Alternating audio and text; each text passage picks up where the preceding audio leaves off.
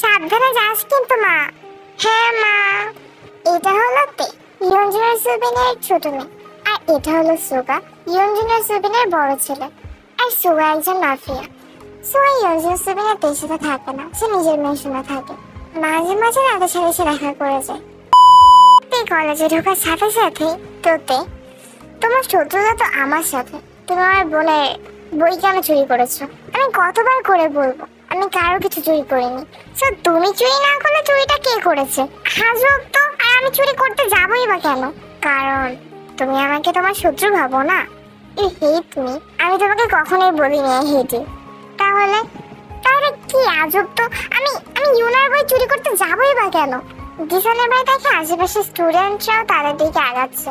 তো সে এবার টেকিনে কলেজের পিছনের সাইডে যায়। জিসানের সাথে জিসানের বন্ধুরাও যায়। আর কলেজের পিছনে অলরেডি তার বোন ইউনা দাঁড়িয়েই ছিল। আমার বোনকে এবার আমার বোনের বইটা ফিরিয়ে দাও। ইউনা, আমি তোমাকে কালকে অনেকবার করে বলেছি যে আমি তোমার বই চুরি করিনি। আমি তোমার বই আমি আমি তোমার বই চুরি করতে যাবোই বা কেন? আর তোমারই বা কেন মনে হচ্ছে যে আমি তোমার বই চুরি করেছি? কারণ আমার পিছনের দিন তুমিই বসেছিলেতে। আর টিফিন টাইমে আমার মনে আছে আমি যখন বাইরে গিয়েছিলাম আমি বইটা আমার ব্যাগের ভিতরে ঢুকাতে ভুলে গিয়েছিলাম। আর তারপরে এসে আমি আমার বই আর পাইনি। মানে তুমি ওই বইটা নিয়েছো। গড, টিফিন টাইমে তো আমিও বাইরে গিয়েছিলাম না। হ্যাঁ, বাট সেটা যখন আমি ফিরে আসি তখন আমি দেখেছি যে তুমি বাইরে। কিন্তু যখন আমি বাইরে যাচ্ছিলাম তখন আমি দেখেছিলাম যে তুমি ক্লাসরুমের ভিতরেই ছিল। তোমার সিটে বসেছিল তুমি। আর আর ওই টাইমে ক্লাসরুমে কেউ ছিল পর্যন্ত না। ওকে ফাইন, তাহলে তুমি আমাদের ক্লাসে সিসিটিভি ক্যামেরাটা গিয়ে চেক করো না। কারণ এটার কথা ছড়াবে। আর আমি চাচ্ছি না যে অন্য কেউ আর কথাটা জানুক। কারণ যতই তুমি আমাদেরকে তোমার শত্রু মনে করো না কেন, আমরা তোমাকে ভালোই জানিতে। আমরা চাই না যে তোমাকে কেউ চোর হিসেবে জানুক। আমার এতে কোনো প্রবলেম নেই, তুমি গিয়ে সিসিটিভিটা চেক করতে পারো। দেখোতে, আমি চাচ্ছি না যে কথা এত ধরার কোনো দরকার নেই। কথা তুমি বইটা নিয়েছো, সো বইটা ফিরিয়ে দাও। দেখো, প্রথমত আমি তোমার বইটা চুরি করতে যাবোই বা কেন? আর তারপর কথা হলো তুমি আমাকে তোমার বইটা চুরি করতে দেখো পর্যন্ত নেই। সো তুমি এরকম ভাবে আমাকে একটু চোরের অপবাদ দিতে পারো না। ওকে, দিলাম না। কিন্তু যদি তোমার ব্যাগ চেক করে আমি আমার বইটা পাই, তাহলে আগে পেয়ে তো দেখো। ইউনা, তুই তার ব্যাগ চেক কর। ইউনা এবার তার ব্যাগ চেক করতে থাকে। আর প্রায় 1 মিনিটের মতো ব্যাগ চেক করার পর ইউনা তের ব্যাগে তার বইটা খুঁজে পায়। এটা কিতে? হ্যাঁ, এখন এমন কি করছো কিচ্ছু জানো না না? দেখলে তোতে, আমি এই জন্যই সিসিটিভি ক্যামেরা গিয়ে চেক করতে চাচ্ছিলাম না। কারণ এতে শুধু শুধু কথা ছড়াবে। আর আমি চাচ্ছিলাম না যে তোমাকে কেউ চোর হিসেবে দেখো। যদিও আমরা তো এখন দেখলামই যে তুমি আসলে এমনটা করতে পারো। কিন্তু ইউনো, তুমি এখন কি বলবা যে তুমি বইটা চুরি করনি, তোমার ব্যাগের ভিতরে কেউ বইটা রেখে দিয়েছিল? এন্ড ইউ থিঙ্ক আমরা এটা বিশ্বাস করব? হ্যাঁ, বাট আমি সত্যিই তোমার বই চুরি করিনি। সত্যি তুমি যদি না চাও যে এই কথাটা ছড়াক যে তুমি আমার বোনের বই চুরি করেছো, অলরেডি কলেজের অনেকেই জানে যে আমার বোনের বই চুরি হয়েছে, কিন্তু এটা জানে না যে কে চুরি করেছে। সো তুমি যদি না চাও তাহলে আমার কথায় রাজি হয়ে যাও। আহা, এখন আমি সবটা বুঝতে পারলাম। এগুলো সব তোমাদের প্ল্যান ছিল, তাই না? যে তোমরা আমাকে ফাঁসিয়ে তারপর আমাকে ব্ল্যাকমেল করবা। কি ছিল না ছিল ওইটা দিয়ে তো এখন আর কোনো লাভ হবে না। মেন কথা হলো আমার বোনের বই তোমার ব্যাগে পাওয়া গিয়েছে। এখন বইটা কি তুমি নিয়েছো নাকি অন্য কেউ তোমার ব্যাগে রেখেছে না কি হয়েছে, এটা তো আর কেউ জানতে আসবে না। মেন কথা হলো তোমার ব্যাগে পাওয়া গিয়েছে। তো প্রথম চিন্তাটা মানুষের মাথায় এইটাই আসবে যে তোমার ব্যাগে আর কেই বা রাখবে তুমি ছাড়া? অফকোর্স তুমিই রেখেছো। তারপর গিয়ে না হয় মানুষ চিন্তা করতে পারে যে কে রাখবে, দেখে তো অনেক ভালো ভাবতাম। সো ইয়াতে তুমি এখন কলেজের অনেকের কাছে চোর হয়ে যাবা, যদি না তুমি আমার কথায় রাজি হও। আর যদি রাজি হয়ে যাও তাহলে তাহলে মনে করো এই ব্যাপারটা এখানেই শেষ হয়ে যাবে। আমি মরে গেলেও তোমার প্রপোজাল অ্যাকসেপ্ট করবো না। এই কথা বলে তো সেখান থেকে চলে যেতে না। ওকে দেন, তাহলে আমি আমাদের কলেজের গ্রুপে পোস্ট করে দিচ্ছি যে আমার বোনের বইটা পাওয়া গিয়েছে। আর কার ব্যাগে? তের ব্যাগে। জিসান, বেবি, আমি আমি তোমাকে কালকে জানাবো। না, আমি ওয়েট করতে করতে আর ওয়েট করতে পারছি না। তুমি আমাকে এখনই জানাও হ্যাঁ কি না। আর না হলে আমি ওকে ওকে আমি রাজি। আমার বেবি। হ্যাঁ ইউনা, তোর ভাবিকে ক্লাসে নিয়ে যা। জিসান এবার টেপ দিকে তাকিয়ে বলে, টিফিন টাইমে দেখা হচ্ছে। তুই কিছু বলে না আর ইউনার সাথে ক্লাসে চলে যায়। তাই ক্লাসে ঢুকে দেখতে পায় জিমিন এসেছে, আর জিমিনকে দেখে তো একটু স্বস্তি পায়। তুই গিয়ে জিমিনের পাশে বসে পড়ে আর ইউনা গিয়ে নিচে সিটে বসে পড়ে। তুই আসলি ফাইনালি? কেন রে? জাস্ট 2 দিন কলেজে আসিনি, কি হয়েছে? আর বলিস না, আমি তো ভেবেছিলাম মেবি তুই আজকেও কলেজে আসবে না। তুই ঠিক আছিস? তোর কথা এমন লাগছে কেন? জিসান? কোন জিসান? ওই যে ওই সিনিয়র? হুম তো কি হয়েছে? ওয়েট, ডোন্ট টেল মি ও এখন তোর পিছনে লেগেছে। ও যেই পরিমাণের প্লে বয় রে বাবা, একটা মেয়েও মনে হয় কলেজে বাদ রাখে নাই নিজের গার্লফ্রেন্ড বানাতে। এমনটাই হয়েছে। কি, আমি শুরুতেই তোকে নিয়ে ভয় পাচ্ছিলাম যে একে তো তুই কলেজে নতুন এসেছিস, আর তারপর ওর নজর যদি তোর দিকে যায় ও তোর পিছনে লেগে থাকবে। আর এমনটাই হয়েছে জিমিনা। তুই যেদিন কলেজে আসিসনি, ওই দিন আমি যখন কলেজ থেকে বের হই তখনই ও মানে জিসান বলে যে ওর গার্লফ্রেন্ড হতে। তো আমি অনেকটা অবাক হয়ে গিয়েছিলাম, কারণ এমন হঠাৎ করে কে কাকে এসে বলে নিজের গার্লফ্রেন্ড হয়ে যেতে। তো আমার পাশে লিসা আর জেনি দাঁড়িয়ে ছিল, তো ওরা মেবি শুনতে পেয়েছিল।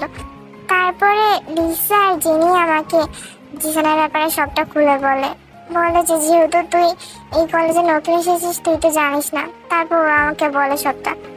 আর গতকালকে জিসান আমাকে অনেক বলতে থাকে ওর গার্লফ্রেন্ড হতে। আর আমি যখন রাজি হচ্ছিলাম না, তারপর তো জিমিনকে ইউনার ব্যাপারটা বলে, আর তারপর আজকে যা যা হলো সেগুলো বলে।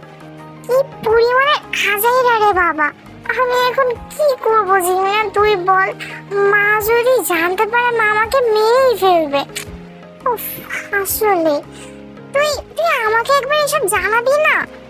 আমি তোকে শুধু টেনশন দিতে চাচ্ছিলাম না। আমি ভেবেছিলাম মেবি আমি ব্যাপারটা সামলাতে পারবো, মানে আমি যদি না বলি তাহলে মেবি রাজি হয়ে যাবে। বাট আমি তো বুঝতে পারিনি যে এরকম ভাবে আমার পিছনে লেগে থাকবে। হ্যাঁ, বাট এখন যে কি হবে? আচ্ছা শোন, তুই কি একটা কাজ কর, তুই তোর বাবাকে বলে দেখ। না, বাবাও রাগ করবে, আর তারপর বাবা যদি মাকে বলে দেয় মা তো আমাকে মেরেই ফেলবে। তাহলে কোনো টিচারকে বলে দেখ, অথবা প্রিন্সিপালকে। ও না, তাদেরকে বলেও তো কোনো লাভ নেই, ওই জিসান কাউকে ভয় পায় না। তাহলে এখন কি হবে রে জিমিনা? আসলে আমিও তো ওইটাই চিন্তা করছি, এখন কি হবে। টিফিন টাইমে আমাকে বলেছে যে টিফিন টাইমে দেখা হবে। শোন, তুই একটা কাজ করিস, তুই ক্লাসের থেকে বের হবি না, তোর ক্লাসের থেকে বের হওয়ার দরকার নেই। পরে যদি ক্লাসে চলে আসে তখন। ও হ্যাঁ, তাও তো ঠিক। আচ্ছা, আমি দেখি কি করা যায়, একটু চিন্তা করিনি। কর। অন্যদিকে দেখ জাঙ্কুক, আমি জানি পাস্টে অনেক খারাপ ব্যবহার করেছি তোর সাথে, প্লাস আমার জন্যই আসলে আমাদের ফ্রেন্ডশিপটা ভেঙে গিয়েছে। তো আমি চাচ্ছিলাম আবার সবকিছু ঠিকঠাক করতে। এখন প্রয়োজনে আমাকে রাখছিস, যখন প্রয়োজন আবার শেষ হয়ে যাবে তখন তো আবারও। এভাবে বলিস না জাঙ্কুক, একটা ভুল বোঝাবুঝি হয়েছিল, আমি বুঝতে পারিনি। পরে আমি বুঝতে পেরেছি, আর আমার অনেক খারাপও লেগেছে যে আমার এমনটা করে একদমই উচিত হয়নি। তো আমি আমার ভুলটা বুঝতে পেরেছি জাঙ্কুক, আমাকে তুই মাফ করে দে।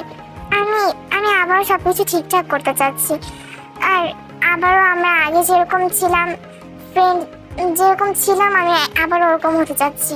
বাট সব জিনিস তুই মনে করে দেখ সুগা, তুই কি করেছিলি। তুই যদি এখন আমার জায়গায় থাকতি তাহলে তুই কি আবার ফিরে যেতে চাইবি, মানে আমরা আগে যেরকম ছিলাম সেখানে? হ্যাঁ, আমি বুঝতে পারছি জাঙ্কুক, কিন্তু আমি তোকে প্রমিস করছি আমি আর না বুঝে তোকে কোনো বিষয়ে এরকম ভাবে ভুল বুঝবো না। আই এম সরি রে। মানে তুই কি আমার উপর আর রেগে নেই? জাঙ্কুক চুপ করে অন্যদিকে তাকিয়েছিল। সুগা একটু মুচকি হাসে আর বলে, বুঝতে পেরেছি। তারপর সুগা এসে জাঙ্কুককে অনেক টাইটলি হাগ করে, আর জাঙ্কুকও হাগ ব্যাক করে। জিমি তো এখনো কিছু জানালো না। আমি কি সুগা ভাইয়ের সাথে একবার কথা বলে দেখবো? বাট না, সুগা ভাইয়াকে বলে সুগা ভাইয়া সরাসরি কি মেরেই ফেলবে ওই ছেলেকে। আর জিমি কি বার করবে? আর জিমি কিছু করার দরকারও নেই, কারণ এই জিসান যে পরিমাণে আজাইরা। এবার পরের দিন কলেজের সামনে জিসান আর তার বন্ধুরা নিজেদের বাইকের পাশে দাঁড়িয়েছিল। এবার তে যখন চুপচাপ কলেজের ভিতরে ঢুকে যেতে নেয়, জিসান তার পথ আটকে দাঁড়ায়। নিজের বয়ফ্রেন্ডকে একবার মর্নিং উইশ করবো না বেবি? জিসান দেখো, এটা ঠিক না। আই নো এটা ঠিক না, আর যেটা ঠিক না আমি সেটা করতেই বেশি লাইক করি। জিসান, আমি কিন্তু প্রিন্সিপালকে গিয়ে বলবো আমি তোমাকে ভালোবাসি না, তুমি আমাকে ব্ল্যাকমেল করে নিজের গার্লফ্রেন্ড বানিয়েছো। আস্তে, সবাই তো শুনে ফেলবে বেবি। আর যখন তারপর আমাকে কেউ জিজ্ঞাসা করবে তখন তো আমার সত্যিটা বলতেই হবে না। আর তুমি বলা না যে তুমি আমাকে ভালোবাসো না, বাট তুমি আমাকে হেট তো করো। মানে আমার জন্য তোমার একটা ফিলিংস তো আছে, এন্ড দ্যাটস এনাফ। যেন আমাকে কলেজের ভিতর যেতে দাও না। কলেজের বেশিরভাগ মানুষই এখন জানে যে আমরা গার্লফ্রেন্ড বয়ফ্রেন্ড, সো কেউই কিছু বলবে না। I don't love you Zeeshan, তুমি বুঝতে পারছো না কেন? But I love you baby. চলো আমরা ঘুরতে যাই। এই কথা বলে জিসান তের হাত ধরে টানতে টানতে নিজের বাইকের কাছে নিয়ে যেতে থাকে। জিসান যখনই তেকে নিজের বাইকে উঠাতে যাবে ঠিক তখনই কেউ পিছন থেকে এসে তেকে তার হাত ধরে টান দিয়ে নামিয়ে জিসানকে একটা চড় মারে। আর জিসান মুখ তোলার আগে একটা পাঞ্চু মেরে দেয়। লোকটা এবার থেকে বলে আমার গাড়িতে গিয়ে বসো, কিন্তু লোকটা তের দিকে তাকায়। তে ভয় পেয়ে গিয়ে লোকটার গাড়ির পাশে গিয়ে দাঁড়ায়। এবার লোকটার গাড়ি যেহেতু একটু দূরে ছিল আর তে গিয়ে লোকটার গাড়ির পাশে দাঁড়িয়েছিল, সো লোকটা জিসানের সাথে কি করে সেটাতে দেখতে পায় না। প্রায় 10 মিনিট পর লোকটা তের কাছে আসে। তো এবার লোকটার দিকে তাকায় আর তারপর লোকটার হাতের দিকে। আপনার হাতে তো, গাড়িতে ওঠো, আপনার হাতে তো এটা আমার না জিসানের, গাড়িতে ওঠো। তো ভয়ে ভয়ে গাড়ির দরজা তো হাত দেয়, কিন্তু সে গাড়ির ভিতরে ঢুকে বসার সাহসটা পাচ্ছিল না। তুমি সুগার বোন রাইট, গাড়িতে ওঠো। তো এবার লোকটা থেকে অবাক হয়ে তাকায় আর তারপর আস্তে আস্তে গিয়ে গাড়ির ভিতরে বসে পড়ে। আর লোকটা এবার গাড়ি স্টার্ট দেয়। আপনি সুগার ভাইয়াকে চেনেন? ও, বাট কেমন করে? না মানে সুগা ভাইয়া তো কখনো কাউকে বলে না যে সুগা ভাইয়ার বোন আছে। তো আমি সুগার বেস্ট ফ্রেন্ড, সো সুগা আমাকে বলেছে তোমার ব্যাপারে। ও, আপনি কি আমাকে চিনে আমাদের কাছে গিয়েছিলেন, মানে আমার জিসানের কাছে? না, প্রথমে জাস্ট আমি একটা মেয়েকে বাঁচাতে গিয়েছিলাম আর তারপর গিয়ে দেখি সেটা তুমি। ও আচ্ছা, ছেলেটা কে? আপনি ভাইয়াকে বলবেন না তো? কেন, ভাইয়াকে বললে কি হবে? না মানে ভাইয়া তো সরাসরি গিয়ে মেরে দেয় আর কি, ভাইয়ার যার উপরে রাগ হয়। তো মরা মানুষকে সুগার কেমন করে মারবে? আপনি জিসানকে মেরে ফেলেছেন? মারিনি, কিন্তু মরার মতোই অবস্থা, মরে যাবে। কিন্তু কেন? ও তো ও তোমার বয়ফ্রেন্ড? না বয়ফ্রেন্ড না, অনেক কিছু হয়েছে। ও আমাকে ব্ল্যাকমেল করে ওর গার্লফ্রেন্ড বানিয়েছিল। আমাদের তো টাইম আছে, আমি তোমাকে বাসা পর্যন্তই পৌঁছে দিচ্ছি, তো তুমি বলতে পারো। তো এবার জাঙ্কুকে সবকিছু বলে। আচ্ছা, তো তুমি তো এগুলো যদি সুগাকে তুমি প্রথমেই বলতে, মানে প্রথম দিন তোমার সাথে যেরকমটা করেছে তুমি যদি এটা সুগাকে গিয়ে বলতে তাহলে সবকিছু হতো, আই মিন ঠিক হতো। না, সুগা ভাইয়া সরাসরি কি মেরে দিত জিসানকে। তো এখন কি হলো? এখনো তো জিসান মারাই যাবে না। না কিন্তু মারা তো যায়নি, সুস্থ হয়ে গেলেই ভালো। যাতে আবারও তোমাকে সে ব্ল্যাকমেল করতে পারে। না এবার করবে না মেবি, কারণ এবার তো বুঝতে পেরেছে যে যদি ভুল কিছু করে তাহলে ওর সাথেও খারাপ কিছু হবে। তো তুমি জেগে জেগে স্বপ্ন দেখো, ও যেমন তেমনই থাকবে, আরো বেশি খারাপ হতে পারে। যেহেতু আমি তোমার জন্য ওকে মেরেছি, তো প্রতিশোধ নেওয়ার জন্য ও তোমার কাছে আবারও ফিরে আসবে, যদি বেঁচে থাকে। আর যদি বেঁচে না থাকে তাহলে তো গেলই, সমস্যা নেই। ও বেঁচে থাকলে সেই খবর আমার কাছে চলে আসবে। ও আপনিও কি সুগা ভাইয়ার মতোই, আই মিন আপনিও কি মাফিয়া? ও আমি সুগা কিছু বলবো না, সমস্যা নেই। কিন্তু তোমার যদি আর কখনো কোনো প্রবলেম হয়, আবার কোনো প্রবলেম হয়, তাহলে তুমি আমাকে কল করতে পারো, আমি তোমাকে আমার নাম্বার দিয়ে যাবো। থ্যাঙ্কস। তারপর জাঙ্কুকের ভিতরে প্রায় কথা হতো। না, এমন না যে তে শুধু জাঙ্কুককে যখন মানে বিপদে পড়তো তখনই কল করতো, জাঙ্কুকই নিজে থেকে তেকে কল করতো তে খবর নেওয়ার জন্য। এমনকি একদিন রাতে তারা পার্কে ঘুরতেও যায় আর তারা অনেক এনজয় করে। আপনি অনেক সুইট। সুগা ভাইয়া কি জানে যে আমরাও এখন ফ্রেন্ড? আমরা ফ্রেন্ড? আমরা তো ফ্রেন্ডই না। মেবি।